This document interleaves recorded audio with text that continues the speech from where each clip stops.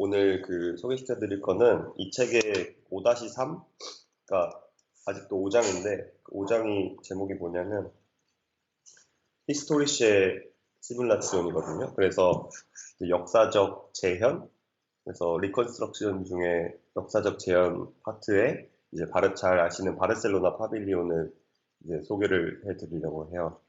잘 아시겠지만, 이 프로젝트는 원래 미스 반데로에가 1929년에 이제 지었고, 그 다음에 이제, 어, 그냥 전시가 끝나고 나서 이제 철거가 됐다가 다시 이제 이 건축이 역사적으로 너무 가치가 있다라는 판단이 이제 있어서, 그리고 어떤 그런 논의들이 있어서 위에 이제 보이시는 치리시, 그리고 라모스, 그리고 루비오라는 스페인 건축가들이 1983년부터 86년까지 이거를 다시 이제 재건축하게 된 그런 프로젝트입니다. 그래서 이제 목차를 설명을 먼저 드리고 이제 본격적으로 내용에 들어갈 건데, 그러니까 이 책의 구성이 이렇게 되어 있어요. 그러니까 처음에 개요 및 서론에 대해서 설명을 하고 있고, 그 다음에 미스 반데로의 원작자인 미스 반데로의 바르셀로나 파빌리온은 어땠는지에 대해서 설명을 하고 있고, 그 다음에 이제 그 리노베이션은 어떻게 됐는지, 그 다음에 이제 다시 이제 재현된 어떤 전시로서의 재현된 그런 건축물이 어떠한 가치들을 가지는지에 대해서 설명을 하고 있고요. 그리고 제가 이제 중간에 이제 서론이랑 미스 반데로의 파빌리온 중간에 이제 시대적 배경을 같이 보면 좋을 것 같아서 따로 준비를 해서 추가로 이제 넣었고요. 그래서 같이 이 순서대로 보시면 될 것 같습니다. 그래서 먼저 이 책에서, 그리고 책으로는 혹시 있으면 같이 보셔도 될 것 같은데 167페이지고, 그래서 이제 처음에 이제 개요 부분을 먼저 설명을 해요. 그래서 아까 말씀드린 것처럼 원래 원작자 건축가는 미스 반데로이고, 그리고 이제 1928년부터 29년에 이제 설계가 됐고 지어진 그런 건물입니다. 그래서 이 미스 반데로에가 1928년, 29년도에는 당시에 한 만 42세, 43세 정도 되는 나이였는데, 어떻게 보면은 이 건축물을 통해서 지금 우리가 아는 그런 엄청 근대 건축의 대가라고 불리는 3대 거장 중에 한 명이라고 불리는 미스 반데로에로서 어떤 인정을 받기 시작한 해라고 볼 수도 있을 것 같아요. 이거를 짓고 나서 그 이후에 이제 바우하우스에서 3대 교장도 하고, 그 다음에 이제 미국으로 넘어가게 됐고, 아무튼 그래서 아직 독일에 살고 있을 때 미스 반데로에가 진행한 그런 프로젝트고요.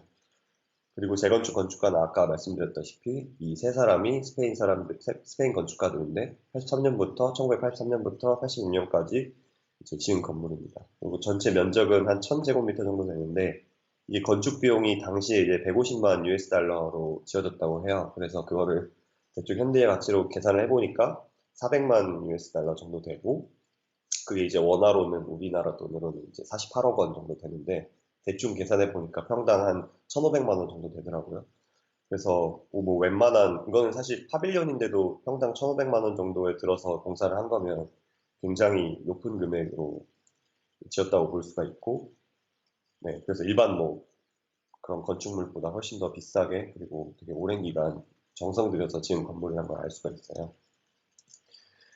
그 다음에 이제 이 책에서 이제 서론에 해당하는 부분이 이제 나오는데, 거기서 이제 핵심적인 문장이 세 가지 정도 되더라고요. 그래서 보면은, 말씀드렸다시피 이 파빌리온은 원작이 아니고, 그러니까 오리지널이 아니고, 어쨌든 다시 지어진, 그러니까 50년 정도 이후에 다시 지어진 건축이고, 그리고 뭐 전쟁 때문에 파괴됐거나 그래서 그런 건 아니고, 그렇기 때문에 뭐 재건축을 할 때 독일이 이제 1, 2차 세계대전을 일으킨 이제 아니 전범 국가이니까 뭐 그거에 대한 어떤 도덕성에 관한 얘기는 사실 뭐 무관한 프로젝트고, 그냥 순수히 그 건축의 근대적 가치, 어떤 근대 건축의 걸작의 가치로서 인정받아서 이걸 다시 재건축하게 된 프로젝트라고 하고요.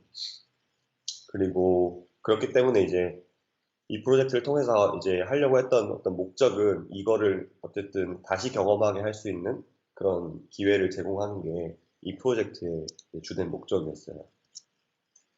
그래서 아까 이제 말씀드린 것처럼 이 미스 반데로의 바르셀로나 파빌리온을 읽기 전에 그 당시에 이제 시대적 맥락을 같이 이제 읽으면 좋을 것 같아요. 그래서 보면은 먼저 이제 영국 만국박람회 이제 크리스탈 팰리스 수정궁에 대해서 좀 설명을 드리고 싶은데, 이 그러니까 그 당시에, 그러니까 이게 이 프로젝트가 1929년에 바르셀로나 몬주익 엑스포의 독일 그 국가 기념관으로서 이제 지어진 프로젝트고, 그렇기 때문에 그 당시에 엑스포가 가진 의미가 어땠는가를 이제 설명하기 위해서 제가 영국 왕국박람회 수정공을 이제 가져왔어요. 그러니까 어떻게 보면 지금 우리가 사는 세대에는 되게 한 국가를 홍보하거나 어떤 알리는데 되게 다양한 매체를 통해서 가능하지만, 당시에는 되게 제한적이었기 때문에 사실 엑스포, 그러니까 만국박람회가 가지는 의미는 지금의 엑스포보다 훨씬 더 중요했다라고 생각이 들더라고요. 그러니까 엑스포라 하면 어쨌든 우리 한 국가를 대표해서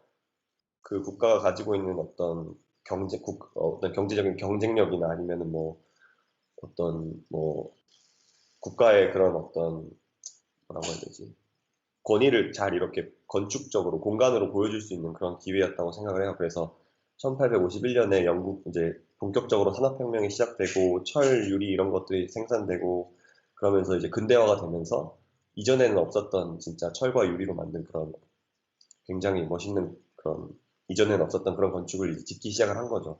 그래서 어떻게 보면은, 그래서 이런 엑스포라는 게 당시에는 그런 의미를 가지고 있었고, 그 다음에 이제 1890년대부터 1905년 정도로 이제 그 당시에 유행했던 어떤 건축 스타일 혹은 뭐 어떤 스타일 같은 게 있었는데, 아르누보나 이제 유겐트 스틸이라고 우리가 잘 알고 있는 좀 뭔가 화려하고 뭔가 그런 장식적이고 그런 어떤 것들이 되게 유행하던 시절이었어요. 그래서 보시면 이 프로젝트 보시면 이제 나중에 사진 보여드릴 건데, 사진 보시면 아시겠지만 굉장히 지금 봐도 되게 모던하고 굉장히 뭔가 심플한 그런 걸 보실 수가 있는데, 그 당시에는 사실 근데 그런 게 주류가 아니었고 아르누보나 유겐트 스틸이 되게 주류였다. 그런 걸 같이 이제 보면 좋을 것 같아요. 그리고 이제 1914년부터 18년까지 1차 세계대전이 있었고, 근데 이제 독일이 1차 세계대전, 2차 세계대전 모두 다 이제 일으킨 이제 국가였고, 그리고 독일로부터 시작이 됐는데, 그렇기 때문에 사실 독일 입장에서는, 그러니까 1929년에 있는 바르셀로나 엑스포가 가지는, 독일에 가지는 의미는 어떤 자기들이 그런 1차 세계대전을 일으킴으로써 가지고 있었던 어떤 그런 어떤 죄의식? 죄의식까지는 아니고 뭐라고 해야 되지? 그냥 좀 그런 이 세계에 대한 미안함? 어떤 그런 것들이 있었을 것 같아요. 그리고 그런 것들 이제 엑스포라는 그 행사를 통해서 어떤 자기들의 그 국가의 어떤 이미지를 쇄신하고 싶었지 않았을까라는 생각이 좀 들었고요. 그 다음에 이제 바르셀로나 몬주익 엑스포가 일어나기 바로 2년 전에, 이제 개최되기 2년 전에 이제 바이젠호프 지들룽이라는 이제 슈투트가르트 근처에 있는 곳에 바이젠호프 지들룽이 있고, 거기에 이제 미스 반데로레가 총괄 코디네이터로 이제 일을 이제 맡아서 하게 돼요. 그래서 그때 당시에 이제 굉장히 잘 나가던 건축가들이 뭐 르꼬르비제나 아니면은 뭐 한스 샤론 그리고 뭐 피터 베렌스 이런 사람들이 다 이제 참여를 하게 됩니다. 그래서 이제 미스가 이거를 되게 성공적으로 해내고, 그럼으로써 이제 1929년에 바르셀로나 엑스포에서 그 국가기념관을 이제 맡아서 설계를 하게 됩니다. 그래서 여기까지가 이제 역사적 배경이었고요. 그러면 이제 이 책에서 미스 반드로의 바르셀로나 파빌리온은 어떤 식으로 설명을 하고 있는가에 대해서 설명을 좀 드리려고 해요. 그래서 보면은 그 미스가 이제 이런 질문을 했다고 해요. 어떤 목적으로 파빌리온을 지어야 하는가? 그리고 그럼 파빌리온은 무엇인가라는 질문을 했는데, 거기에 답변을 했던 게 그냥 우리는 모른다. 근데 그냥 파빌리온을 지을 뿐이고, 근데 뭔가 유리가 너무 많지 않게는 짓고 싶다. 뭐 이렇게 얘기를 했다고 해요. 그러니까 뭔가 이 문장 자체가 그 아까 말씀드렸던 그 80년 전에 있었던 그 영국 크리스탈 팰리스랑 뭔가 견주었을 때 좀 이렇게, 아, 우리는 너무 그렇게 막 너무 상징적으로는 하고 싶지 않고 뭔가 좀 더 파빌리온의 의미, 그 근본적인 의미에 대해서 좀 더 질문을 하면서 미스가 좀 접근을 하지 않았나라는 생각이 좀 들었고요. 근데 또 이제 우리가 흔히 알기로 이제 바르셀로나 파빌리온이 뭐 디테일이 굉장히 뭐 뛰어나고 굉장히 뭔가 재료에 대한 어떤 그런 것도 뭐 굉장히 뛰어나고 이런 식으로 어떤 좀 기능적인 접근을 되게 많이 하는 편인데, 사실 그렇다기보다는 이 책에서는 이제 미스가 그 건축을 어떻게 하는지, 그러니까 여기선 바우쿤스트라고 아키텍투어라고 설명 안 하고 바우쿤스트라고 이제 설명을 하더라고요. 그러니까 좀 더 뭔가 건축 그러니까 아키텍처가 아니라 그 좀 더 그러니까 건축 작업에 더 가까운 것 같아요. 그러니까 건축 작업을 어떻게 했고, 그리고 그가 그러면 어떻게 공간적으로 이제 그걸 표현하고, 그리고 그걸 이해했는지에 대해서, 이 프로젝트를 좀 보는 게 중요하다라고 이제 저자인 슈트는 설명을 하고 있고요. 그래서 이제 이미지들을 좀 보여드릴 건데, 이 사진은 이제 1929년 당시 그 바르셀로나에 지어졌던 당시의 건물이에요. 그래서 근데 그때 당시 사진이 많지 않아서 뭐 많이는 찾지 못했는데 아무튼 이런 모습을 가지고 있었고, 그 내부의 모습은 또 이랬고, 이제 유명한 그 수조가 있는 그 동상이 있는 부분이 이랬다는 걸 알 수가 있어요. 그래서 잘 보시면 이 뒤편에 있는 그 마우스가, 네, 여기 있는 그 뒤편에 있는 대리석 무늬들을 자세히 보시면 이따가 나중에 보시게 될 그 현재 지금 존재하는 다시 지어진 그 바르셀로나 파빌리온의 대리석 문양이랑은 좀 다르다는 걸 아실 수가 있고요. 그 다음에 지금부터 이제 보여드릴 사진은 그 다시 지어진 지금의 현재 존재하는 바르셀로나 파빌리온을 작가가 찍은 사진들입니다. 그래서 쭉 보여드릴게요. 그래서 입구 부분이 이렇게 생겼고, 더 가까이 가서 보면은 어떤 전체적으로 이러한 공간감을 가지고 있다라고 이해를 하시면 될 것 같아요. 그리고 이제 이 프로젝트의 핵심인 이 수조 부분을 이제 만듦으로써 전체적인 파빌리온이 이제 비춰져서 이렇게 그 슈피겔 때는 뭐라고 해야 되지? 이렇게 거울상으로 이렇게 뒤집혀져서 보여지잖아요. 근데 이게 또 미스가 의도하고자 했던 어떤 이 바르셀로나 파빌리온의 핵심 부분이라고도 하더라고요. 그 이유는 이제 이 파빌리온의 핵심은 뭔가 사람들이 이제 전시를 둘러보다가 잠시 쉬어가는 공간인데, 근데 그 공간이 벽으로 이제 지붕이 받쳐져 있는 것처럼 보이지만 사실은 구조적으로는 그렇지 않고 저 벽들은 전혀 구조를 지지하지 않는 그런 벽들이고, 그럼으로써 그리고 벽들이 이제 이따가 나중에 도면도 보여드릴 건데 벽들이 되게 서로 이제 어, 되게 같은 그 그리드 안에 있지만 뭔가 조금씩 되게 어긋나 있고, 그럼으로써 전체적인 공간이 되게 물 흐르듯이 연결되는 그런 공간을 보실 수가 있거든요. 그래서 이 물에 비춰지는 그런 지붕의 모습, 그리고 벽의 모습, 이런 것들이 전체적으로 건물을 더 이렇게 약간 부유하게 하는, 떠보이게 하는 그런 효과를 주고 있다고 하더라고요. 그래서 좀 더 가까이서 찍은 사진들이고, 네, 내부에서 보면 이러한 어떤 공간감을 갖고 있는 그런 좀 흐르듯이 연결되는 그런 건물입니다.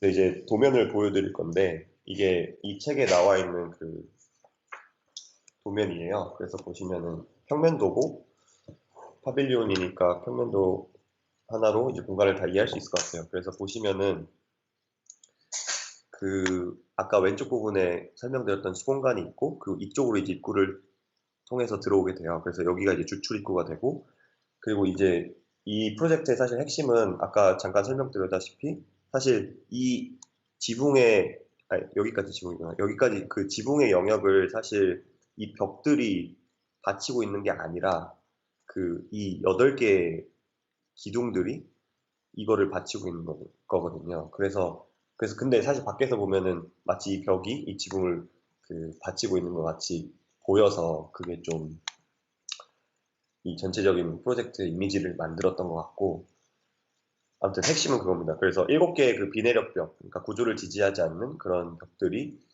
이 지붕을 지지함으로써 열린 평면을 만들었고, 그리고 사실 구조적으로는 이 8개의 그 크롬 도금된 철 기둥이 그 지붕의 하중을 지지하고 있다. 그게 이 프로젝트의 건축적인 핵심 개념이라고 보시면 될 것 같아요. 그래서 미스 반데로의 그런 바르셀로나 파빌리온은 어떻게 진행이 됐었냐에 대해서 이제 저자가 또 설명을 하고 있는데, 이제 되게 시간이나 어떤 예산들이 되게 시간도 촉박하고 계획된 예산보다 훨씬 더 적은 비용으로 이거를 지어야 했어서 뭐 현장에서 되게 갑자기 결정을 하거나 계획 변경을 했던 일들이 되게 많았다고 해요.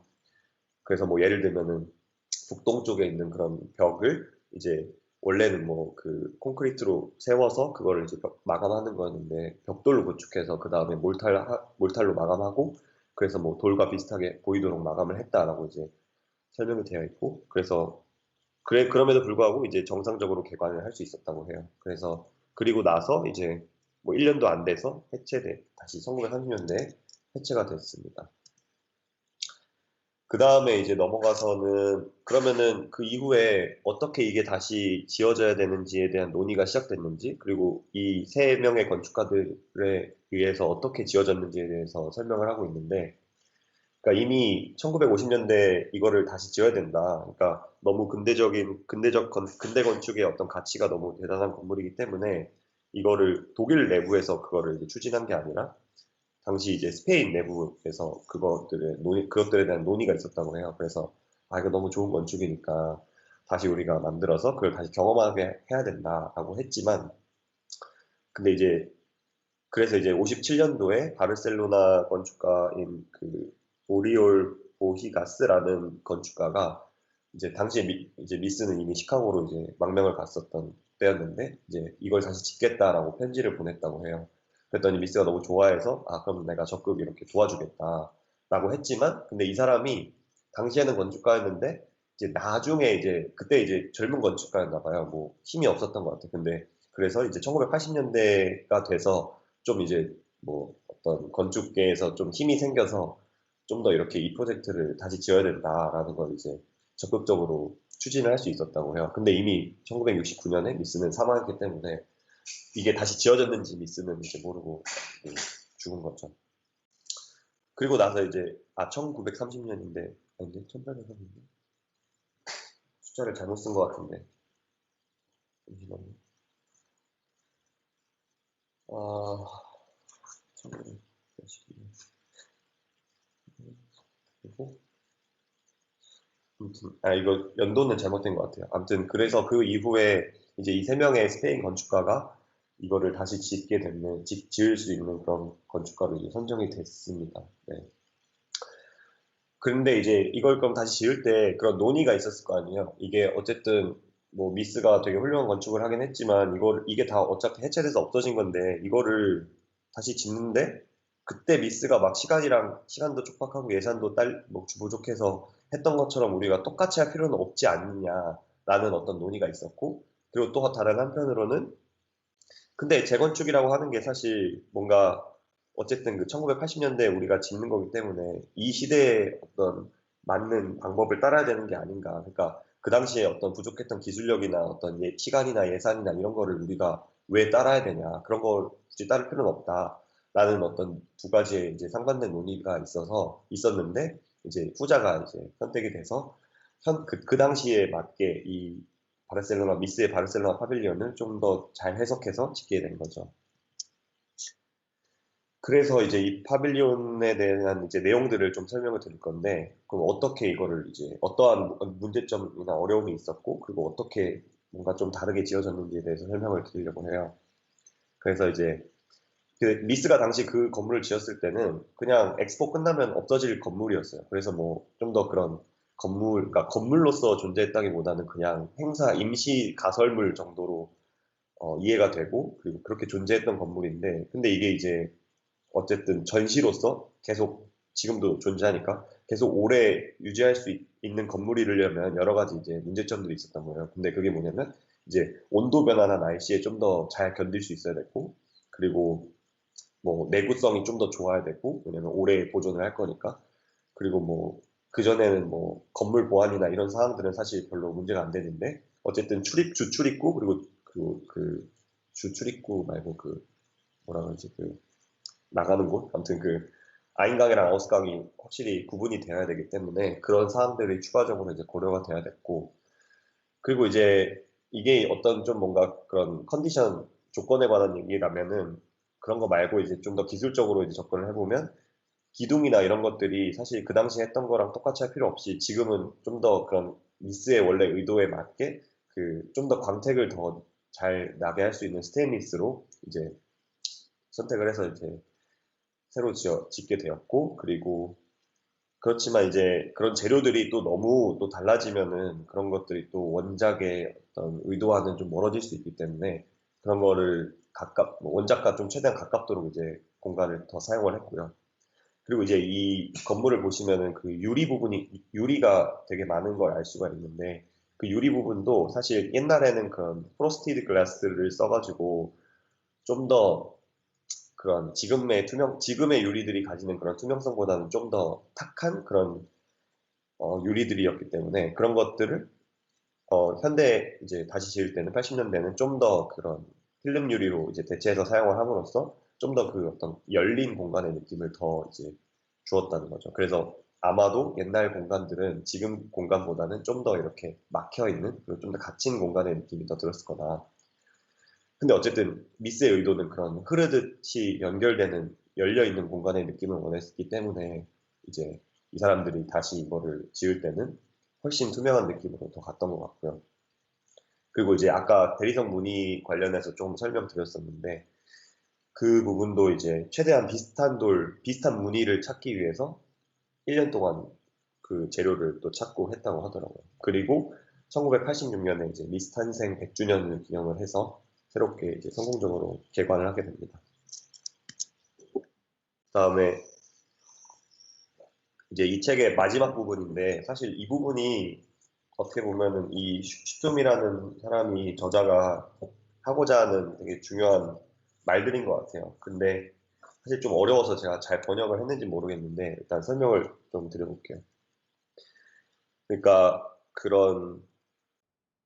어, 그러니까 이 프로젝트에 대해서 이제 지어지고 나서 여러 가지 이제 건축 역사학자들이나 건축가들이 크리틱을 되게 많이 했다고 해요. 근데 그 중에 한 명이 이제 테게토프라는 사람이 이제 뭐라고 했냐면, 그 공간이 이렇게 뭔가 떨어져 있고 그런 행위 자체가 되게 비현실적인데, 그런 것들을 이제 어떤 투명한 유리 그리고 대리석도 되게 그 표면을 반사하는 성질이 있기 때문에 그런 어떤 반사하는 빛의 성질, 그런 것들이 전체적으로 이런 걸 더 비현실적인 효과를 낳았다라고 설명을 했고요. 그러면서 이제 그런 명확함이나 단순함 그리고 냉정함, 뭐 이런 것들에 대한 어떤 현대의 그런 크리틱들을 또, 근데 이거는 또 다시 뭐 그러니까 비교화가 필요하다. 사실 저도 이게 무슨 말인지 정확히 모르겠는데, 이게 비교화가 필요하다라고 이제 저자가 설명을 하고 있고, 그 다음에 이제 크라우스라는 사람은 이제 이게 이 프로젝트를 통해서 우리가 미스를 이제 포스트 구조주의자 혹은 또 포스트 모더니스트라고 말할 수 있다고 했고, 그리고 이 문장의 핵심인 것 같아요. 그러니까 이러한 어떤 이 프로젝트에 대한 크리틱 그리고 어떤 논의들에 의해서 이건 어쨌든 시뮬레이션 된 공간이잖아요. 그러니까 오리지널이 아니고 재현된 그런 공간인데, 그럼에도 불구하고 이게 어떤 새로운 이해 가능한 지점으로서 이제 인식이 되기 시작을 한 거죠. 그러니까 이거를 똑같이 만들었다고 해서 이게 아무 의미가 없는 게 아니라,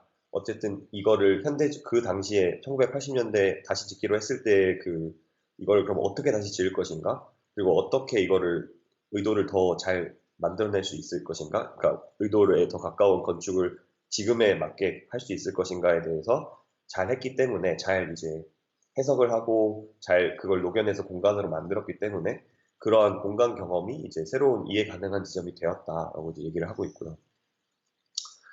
그리고 이제 무조건 시대의 그런 컨텍스트를 반영한 그런 게만이 중요한 게 아니라, 그리고 그런 비판적인 수용 또한 이제 인정받게 되는 어떤 그 상징적인 그런 건축이었다라고 이제 설명을 하고 있어요. 그 다음에 이제 램코라스가 이제 1986년도에 이제 이 프로젝트가 이제 다시 지어지고 나서가 잠시만요. 시가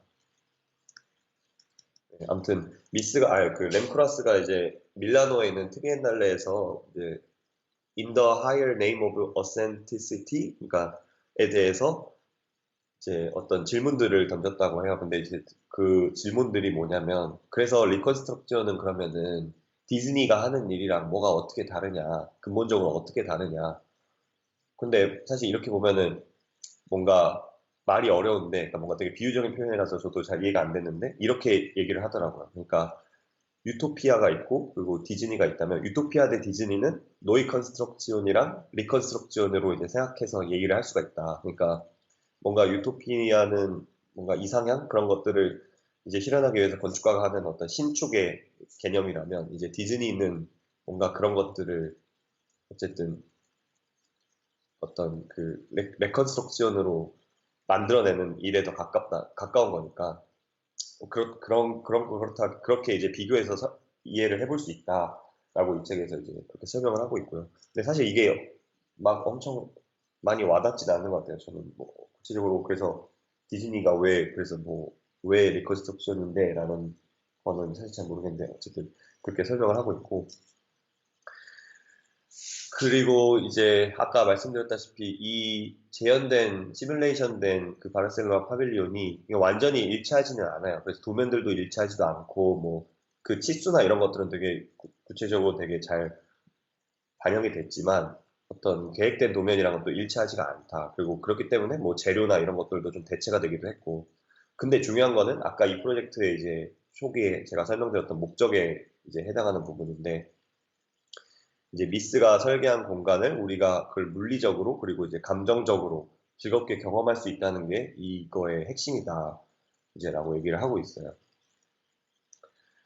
그래서 이제 시뮬레이션에 대한 어떤 정의 그리고 개념이 이제 이 프로젝트를 통해서 막 이제 생겨나기 시작한 것 같아요. 그래서 이 시뮬레이션이라는 게 어떤 예측을 우리가 할 수 있는 어떤 최선의 방법이라는 거죠. 그러니까 이거는 원본은 아닌데 그렇지만 그럼에도 불구하고 가치는 있고 그리고 우리가 할 수 있는 어떤 원본을 경험할 수 있는 그러니까 예측할 수 있는 최선의 방법이라고 이제 얘기를 하고 있어요. 근데 그렇다고 해서 또 이 재현이라는 게 뭔가 극사실적인 어떤 그런 뭔가 잃어버린 거, 그러니까 이게 없어진 거니까 그거를 뭐 다시 이렇게 막 가지기 위한 어떤 페티시즘 같음을 뜻하는 것은 아니고 그거라기보다는 어차피 그런 건축 기록이나 그리고 그 당시에 있었던 걸 우리가 똑같이 만들어낼 수는 없기 때문에 그런 거보다는 뭔가 실제하지만 뭔가 되게 불명료함, 그러니까 스파이도이티시카이트라고 이제 설명을 하더라고요. 아이네 레알레 스파이도이티시카이트라고 설명을 하면서 이게 실제하지만 뭔가 그런 뭔가 확실하진 않은, 명쾌하진 않는 그런 거라고 이제 얘기를 하고 있어요. 시뮬레이션은. 그리고 이제, 네. 그래서 뭐, 베냐민이라는 사람이 뭐, 이거를 뭐, 대립성이라고 하는 개념으로 봤고, 그래서 이 재현된 건축은 되게 막 비판적으로 생각을 해서, 아, 이거는 아우라가 없다. 그렇게 뭐 예술작품이지 않았다라고 얘기를 했지만, 근데 뭐 아무튼 뒤에서 설명드린 것처럼 이 사람도 결국 인정을 해요. 그러니까 이게 그렇지만 시뮬레이션이라는 거에 가치가 있다라고. 어, 아무튼 베냐민이라는 사람은 좀 비판적이었지만 그럼에도 불구하고 이 시뮬레이션은 어떤 그 최선의 방법이다라고 설명을 하고 있습니다. 그리고 이 프로젝트 이제 마지막 설명 부분인데 이 프로젝트가 되게 방대한 연구와 이제 어떤 밀도 있는 그런 연구를 토대로 되게 재건축이 됐다고 해요. 잘 재건축이 됐다고 해요. 그래서 이제 프란츠 슐세라는 건축 역사가가 있는데 그 사람이 이제 이게 슈퍼 리컨스트럭션이다. 그러니까 그렇게 표현을 했다라고 해요.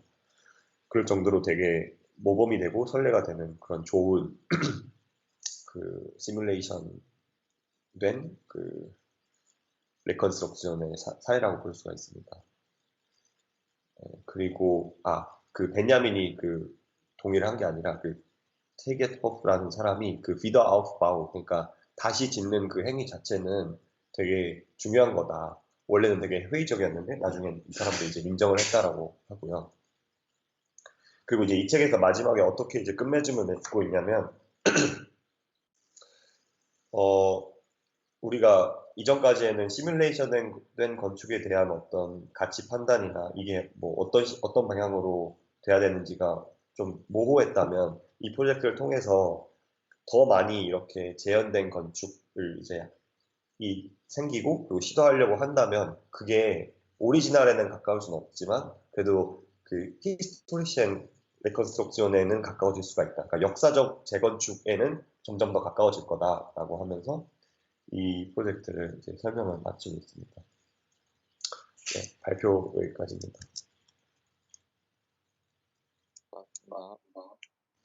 수고하셨습니다.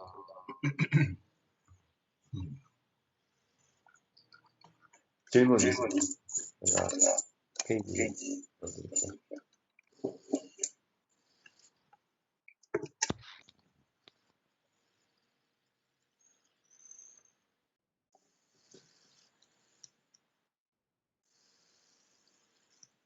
저 혹시 그 리컨스트럭션에서 바뀐 부분들 모아놓은 페이지 있잖아요. 그 있어요? 몰라요. 몰랐어요. 아니요. 그 글로 정리해놓은데. 아, 상도. 크롬 도금이었다가 뒤에 스테인레스로 바꿨다고.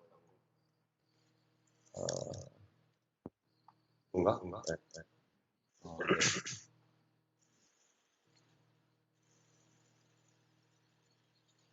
그러니까 전체적으로 그 형태, 그러니까 외부 형태는 거의 다 유지가 된 거죠. 그렇죠. 그러니까 기수가 되게 엄격하게 반영이 됐기 때문에 그런 거는 네, 잘 반영이 됐습니다.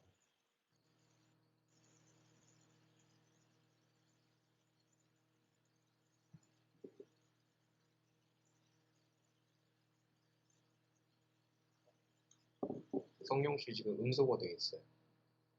아, 말하고 있어요? 울려서 제가 아, 맞아요. 약간 상도 씨 답변 듣는 동안 멈췄어요. 감사합니다. 성룡이 형 그러면 채팅으로 써서 읽어주면 알겠습니다. 너무 복잡한가? 네. 저 하나 질문이 있는데, 네. 그 아까 내부에 있는 기둥이랑 벽 설명할 때, 네.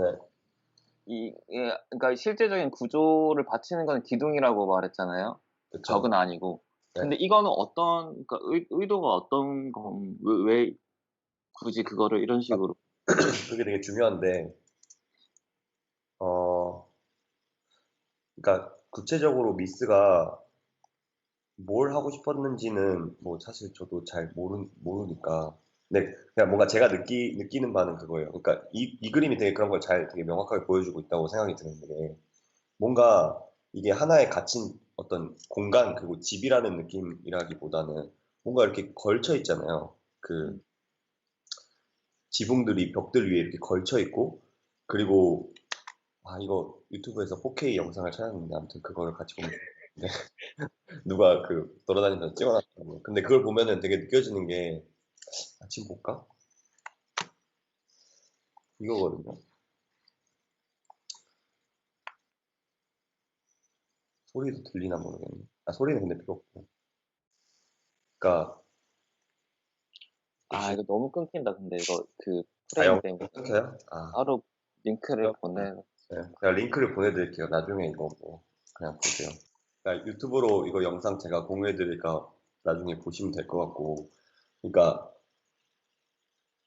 그러니까 뭐라고 해야 되나? 그러니까 미스가 근데 그런 걸 되게 많이 했잖아요. 네거티브한 그런 그 면처리 벽과 벽이 이렇게 만나는 그 처리들을 네거티브하게 해서 되게 그 뭐라고 해야 되지? 아무튼 그런 처리들을 많이 했는데 뭔가 그런 생각에 어떤 꼬리에 꼬리를 물면 어떤 되게 비슷한 이런 프로젝트도 사실 비슷한 지점에 있다고 생각이 들거든요. 그러니까 뭔가 공간이 이렇게 딱 구획이 될 때 뭔가 이렇게 면으로 딱 끝나는 게 아니라 뭔가 전체적으로 선으로 좀 많이 읽히잖아요. 이 프로젝트가 보면은 되게 선적인 그런 느낌이 많이 드는데 어떤 그런 것들을 사실 주기 위해서는 사실 이 벽이 만약에 구조벽이 됐어야 됐다라고 하면은 벽 여기까지 이렇게 밀었겠죠. 기둥 받쳐야 되니까 여기도 이렇게 더 밀었겠죠. 그리고 뭐 이걸 더 뭐 분리를 했다든지 뭔가 아무튼 그런 어떤 처리들을 했을 것 같은데 그런 게 전혀 없고, 그리고 뭔가 이러한 지붕의 어떤 그런 세장함을 더 강조하기 위해서 뭐 여기에 천창이나 뭐 그런 것들이 전혀 없고, 사실 어떤 이렇게 옆에서 그냥 들어오는, 그러니까 여기는 사실 내부에 가도 되게 외부 같고 외부에 있어도 약간 내부 같은 뭔가 그런 애매모호한 그런 공간들이 되게 많다라고 저는 느꼈거든요. 여기서도 그렇고.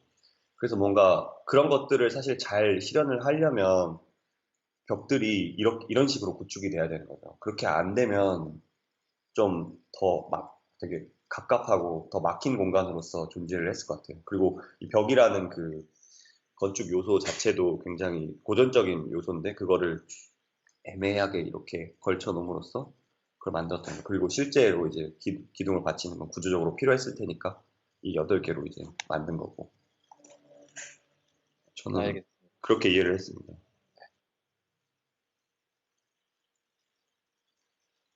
그래서 저도 뭐 사실 유튜브로만 봤고 이거를 가보진 못했기 때문에 가보면 훨씬 더 뭔가 더 좋을 것 같기는 한데 리스의 그런 의도는 그랬던 것 같아요.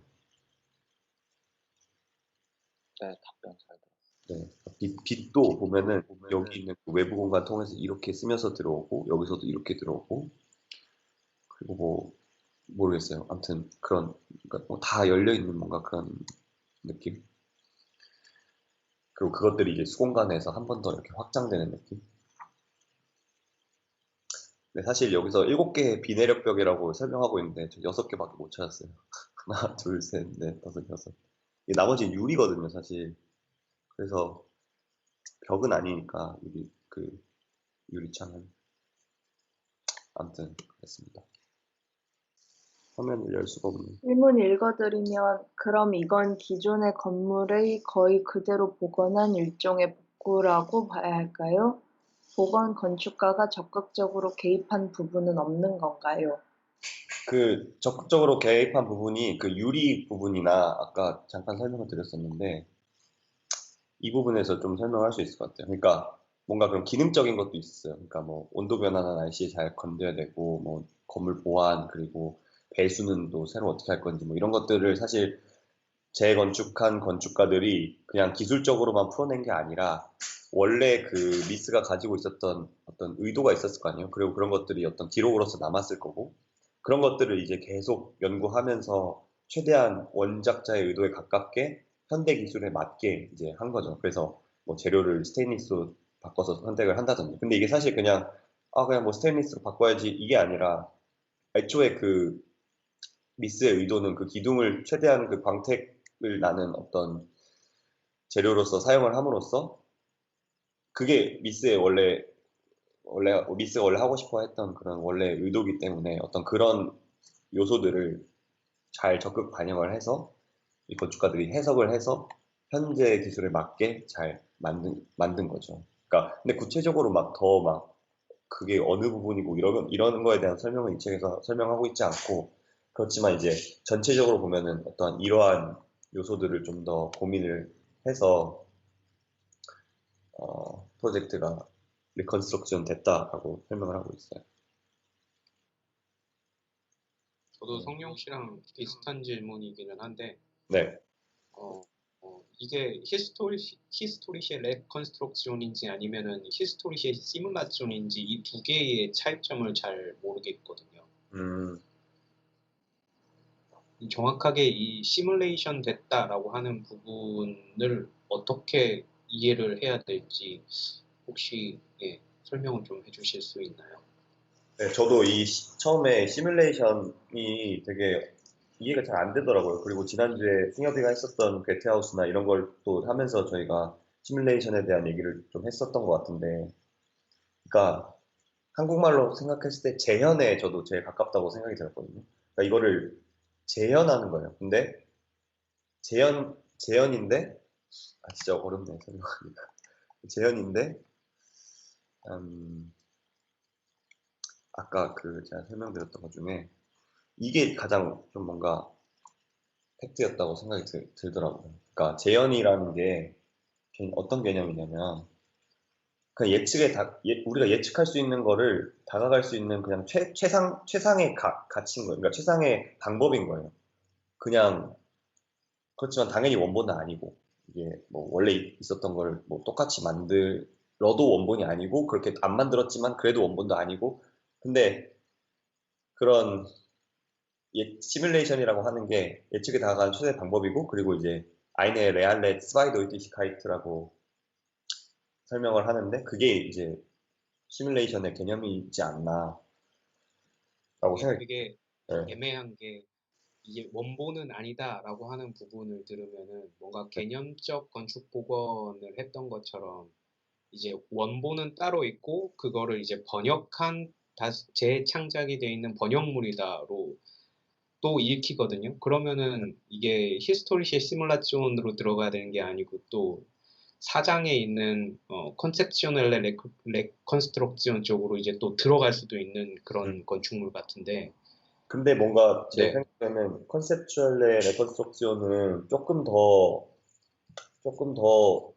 건축가가 개입한다고 해야 되나? 뭔가 그런 느낌이 좀 더 있는 것 같거든요. 그러니까 예를 들면 사장에 보면은 이제 뭐 헤르조그가 한 테이트 모던이나 아니면은 그 브루노 피오레티가 한 발터 그로피우스 하우스 그런 것들을 보면은 사실 용도가 바뀌기도 하고 그러면서 건축가가 막 벽도 허물고 뭔가 좀 더 그런 어떤 건축적인 어휘가 언어들이 좀 더 많이 개입이 되잖아요. 근데 이거는 그것보다는 훨씬 덜 많이 개입이 되는 부분인 것 같아요. 그러니까 좀 더 약하다. 건축가의 그 개입 정도가. 저는 그렇게 이렇게 이해하면 편하지 않을까. 근데 제가 마이크로 해도 되나요? 잘 네네. 들리나요? 네네. 제가 발표했던 부분에서 이제 바우하우스 본 메인 건물을 그 이전하고 똑같이 복원한 것에 대해서 그 하나의 뭔가 지스탓? 약간 인용문으로서 그 마티아스 웅어스가 그 뭐 과거를 그대로 재현하는 거는 그냥 레트로에 불과하다 약간 이런 식으로 표현을 했던 것이 기억이 나서 그러니까 지금 그 전체적인 이 작업은 그러니까 그냥 레트로에 가깝고 그런 시공이나 그런 내부적인 부분에 관해서는 뭐 당연히 현대적인 그런 개입 요소가 들어갈 수 있다는 생각은 드는데 네, 네. 근데 한편으로는 제가 느끼기에는 이거는 복원이면서 한편으로는 그냥 복구시켜 놓은 약간 기존의 것을 그냥 다시 똑같이 만들어 놓았다는 점에서 오히려 그 복원이 지금까지 저희가 논의했던 그 복원의 그런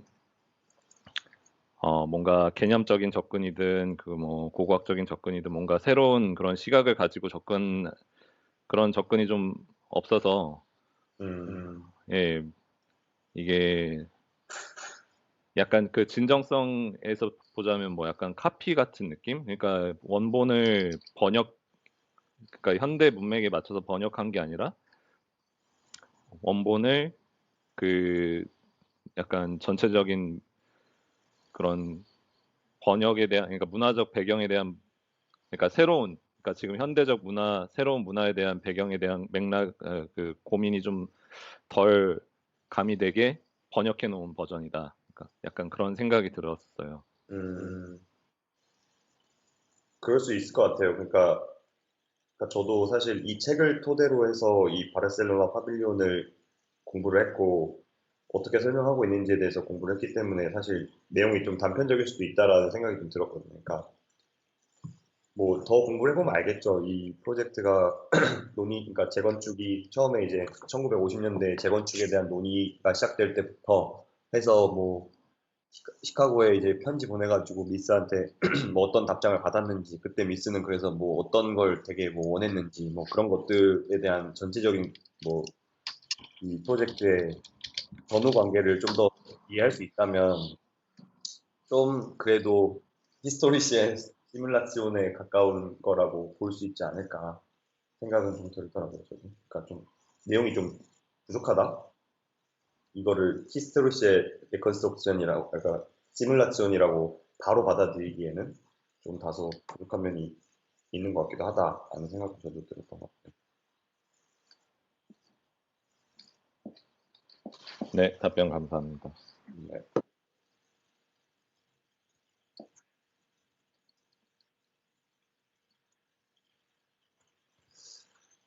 그렇습니다.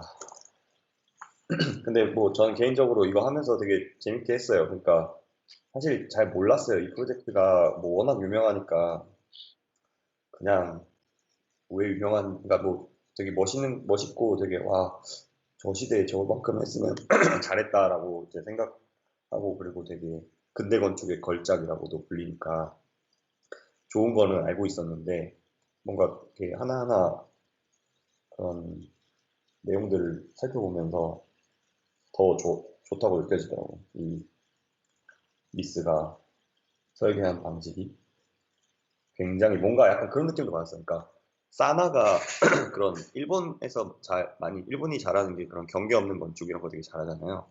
근데 뭔가 이거는 독일판 그 경계 없는 건축이다. 약간 그런 느낌이 들더라고요.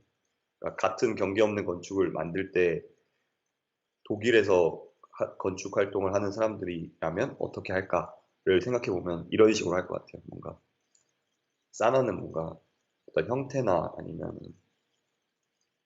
형태를 가지고 좀 더 많이 만지는 느낌인 것 같은데, 이 미스는 좀 역시 독일 사람이구나 이런 생각 좀 했던 것 같아요. 가만히 있어요.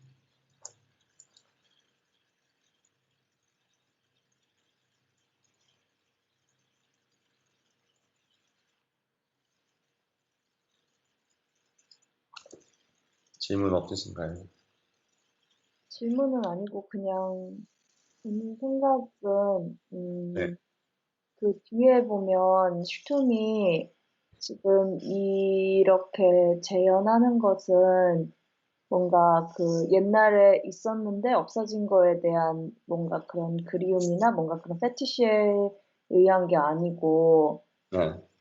이 실제하는 불명료함에 의한 거라고 이렇게 했는데, 사실 저 실제하는 불명료함이 뭔지 저는 이해를 못하겠어요. 근데 저 음, 크리티즘이 아니라는 거를 저는 저거는 그냥 슈tum의 정말 개인적인 주장인 것 같다고 생각이 드는 게, 네. 주에 본 그 괴테하우스도 그렇고 이것도 그렇고 사실 이거를 다시 이렇게 짓기로 한 거는 그때 있었던 거를 다른 사람들도 경험을 해주게 하고 싶은 것도 물론 있지만 그냥 그게 원래 있었던 거를 다시 만들어서 그거를 재현하고 싶은 마음인 거잖아요. 이 그렇죠. 바르셀로나 파빌리온도 아 이게 있었어. 이게 너무 좋았어. 그래서 물론 이걸 우리가 무너뜨렸고 시대가 지났지만 이거를 다시 지을 거야. 그리고 뭐지? 저 훔볼트 포럼도 그런 의미에서 여기에 성이 있었어. 그 성을 부셨어. 그래서 지금 공허한 벌판이 있었는데 그거를 충분히 다른 건축이나 다른 도시 계획을 할 수 있었음에도 불구하고 아, 우리한테 이런 성이 있었는데 그게 없어졌네. 그 성을 다시 가지고 싶어라는 마음에서 그걸 음, 재현을 해서 복원을 하는 거라고 생각이 들어서 왜 음, 페티시즘이 아니라고 표현을 하는 건지 그게 좀 그냥 혼자 의문이 드는 것 같아요. 근데 제가 뭐 이 책을 제가 맡은 부분만 번역했을 때도 뭔가 슈tum은 항상 저런 식으로 얘기를 했던 것 같은데 뭔가 우리가 이거를 복원하는 거나 재현하는 거는 네. 그 지나간 것에 대한 그리움이 아니고 뭔가 그거보다 더 한 차원 넘어선 의미가 있다라는 식으로 항상 얘기를 하는 것 같은데 사실 음, 그게 뭔지 잘 이해가 안 가고 왜 저렇게 얘기를 하는 걸까라는 그냥 생각? 음. 그 생각이 들었네요. 저 실제 하는 불명료함이 뭘까? 그러니까 만들어졌으니까 실제 하는 것 같고, 그러니까 존재하고, 음. 그렇지만 그게 완벽히 막 명쾌한 건 아닌 거죠. 그러니까 왜냐면 진짜가 아니니까. 오리지널은 아니고 시뮬레이션 된 거니까. 음. 어떤 그런 맥락에서 저런 실제하는 불명료함이다라고 얘기를 한 게 아닌가 싶어요. 음. 그리고 그런 의미에서 이 시뮬레이션 뭐 재현된 건축물을 논의할 때는 사실 진정성이라는 거를 논의하는 게 그러니까 의미가 별로 없는 것 같다는 생각도 음, 들었어요. 왜냐면 그 뭐지?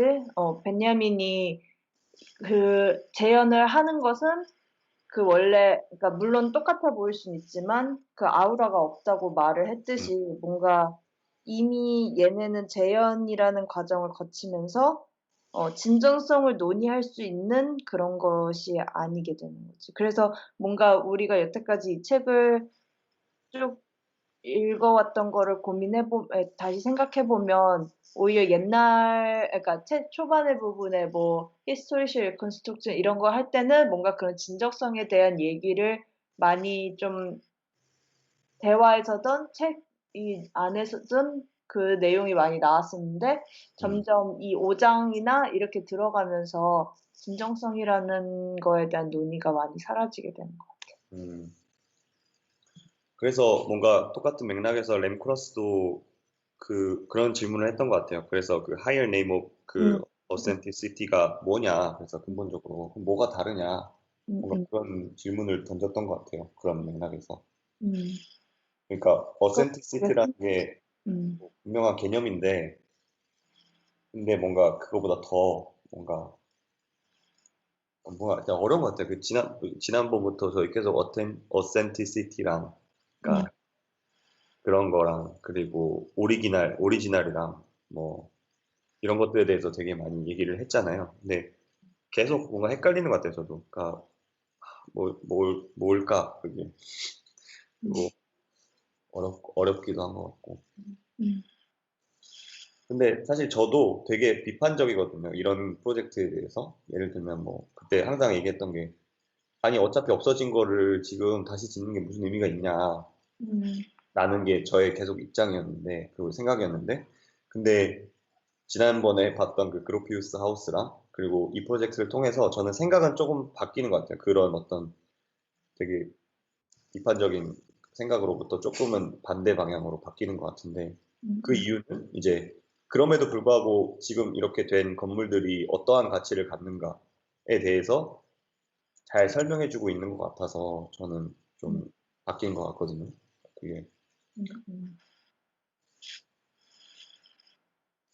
뭐 근데 우리가 또 그런 걸 수도 있을 것 같아요. 이거를 프로젝트를 우리가 글로 읽으니까 좀 더 이게 그냥 다시 그냥 복원해낸 것 같은 느낌이 더 많이 드는 것 같은데, 이거를 실제로 내가 실무에 참여해서 경험을 했었다, 일을 했다, 그리고 뭔가 막 도면도 그리고 뭔가 그런 방대한 자료를 이제 조사하고 그걸 통해서 또 도면을 또 그리고 이런 식으로 내가 만약에 경험을 했다면 훨씬 달랐을 것 같아요. 그러니까 훨씬 느껴지는 게 달랐을 것 같아요. 이렇게 그냥 텍스트로 많이 프로젝트를 이해하는 것보다는.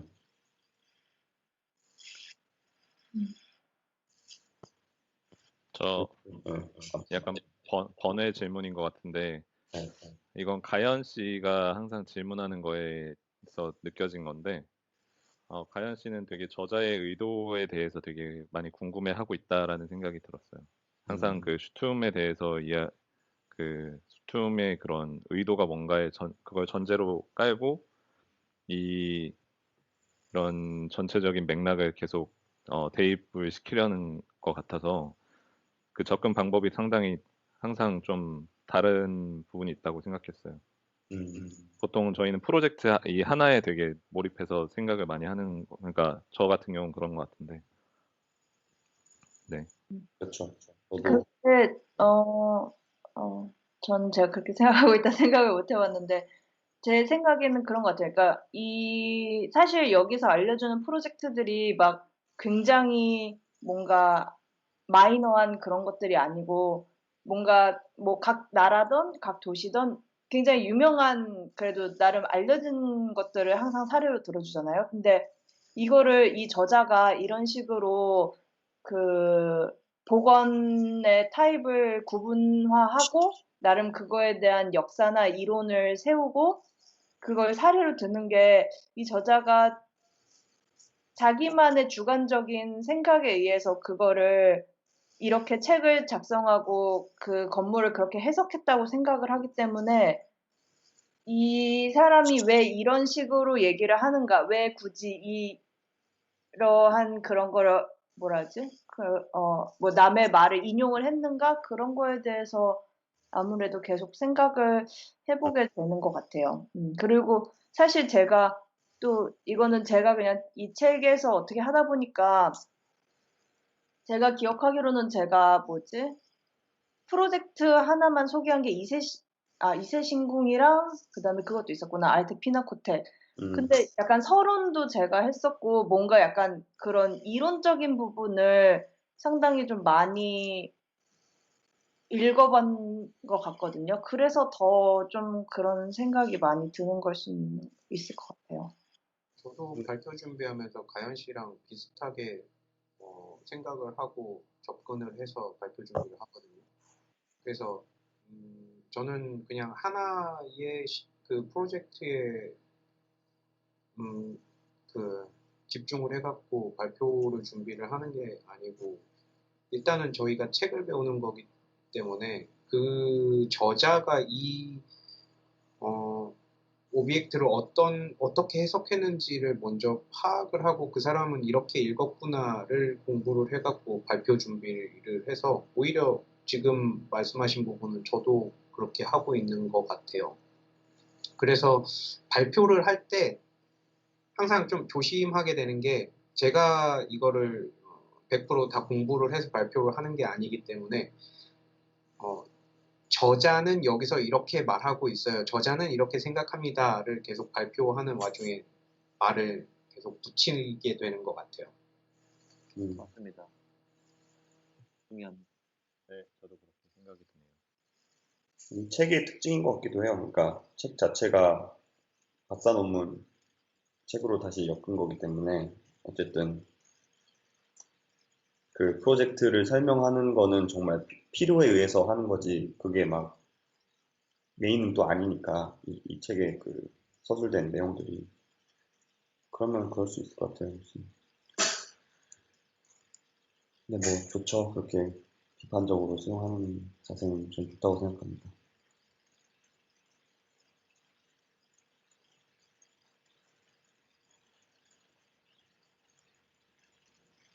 저는 어제 미스 책 잠깐 보면서 이 파빌리온에 관한 부분도 좀 읽었는데 음, 파빌리온의 그 붉은색 대리석으로 된 부분 그 벽 하나, 그러니까 아까 말한 6개의 벽 중에 하나, 이 벽이 전체 공사비의 5분의 1이었대요. 그 아마 실내에 있는 벽인 것 같은데 이게 붉은색 벽? 붉은색 대리석 벽. 아마 내가 찾은 사진이 있을 거는데. 실내에 이게 여긴가 보다. 아니, 되게 느려가지고.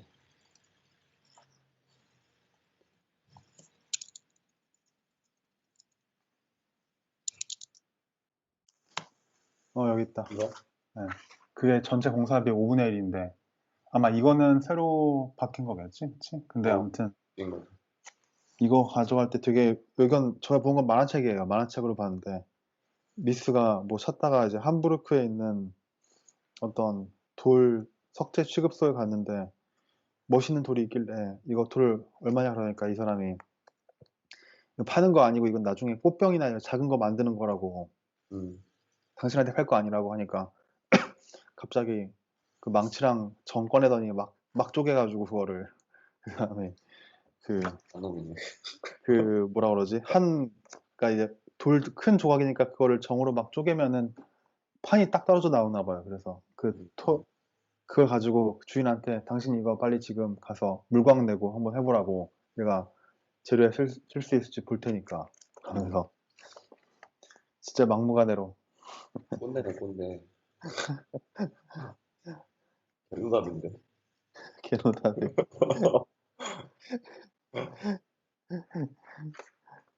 근데 그만큼 되게 뭐라 그러지 당시에 건축가의 위상이 훨씬 더 높고 이랬으니까 보니까 루드비. 그 피터 베렌스 사무실에서 막 같이 일했는데 그로피우스랑 미스 반데로에랑 근데 다 옷을 의사들이 입는 하얀색 가운 입고 다 일하더라고 사람들이. 재밌네.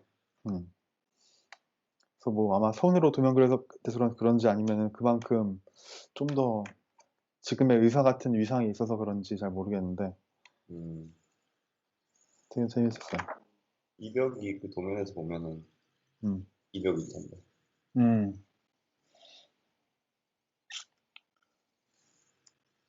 아마 안쪽에 맞아, 거기.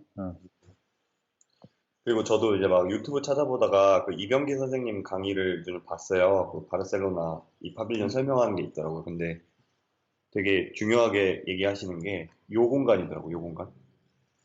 그러니까 이 공간이 되게 좁잖아요. 그 그리드에서 한 그 그리드에 해당하는 그 부분인데 여기는 여기서도 못 들어가고 여기서도 못 들어가요. 그래서 수리하면은 수리 있을 때 이 지붕 타고 이렇게 들어간다 하더라고요.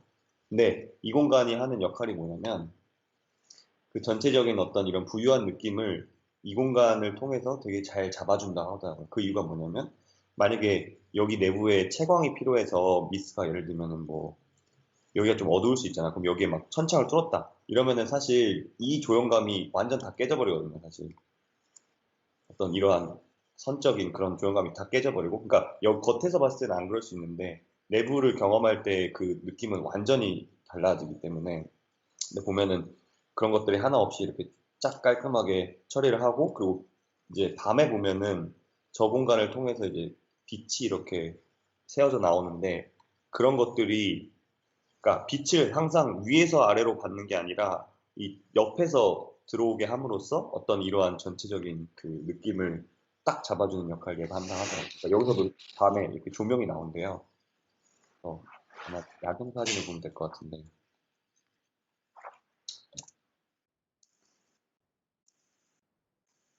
네, 보면은 여기서 이렇게 조명이 나오는 방식이고, 그 이 공간이 하는 역할이 그 느낌을 되게 잘 잡아주는 거라고 하더라고요. 이런 식으로. 아무튼 여기 코로나가 없어야 여기도 가보고 할 텐데.